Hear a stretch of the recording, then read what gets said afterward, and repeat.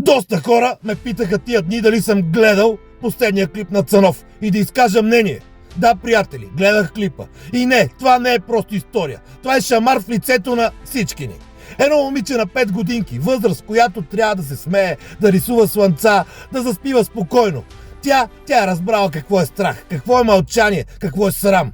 И виновника не е някакъв човек. Виновника е бащата. Да, ще го кажа ясно. Боклук. Това не е мъж, не е родител. Боклук, който е решил, че има власт над едно дете. Тук няма оправдания, няма ама той, няма семейна драма.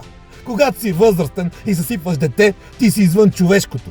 Когато си баща и отнемаш детството, ти си дъното. И знаете ли кое ме боли най-много?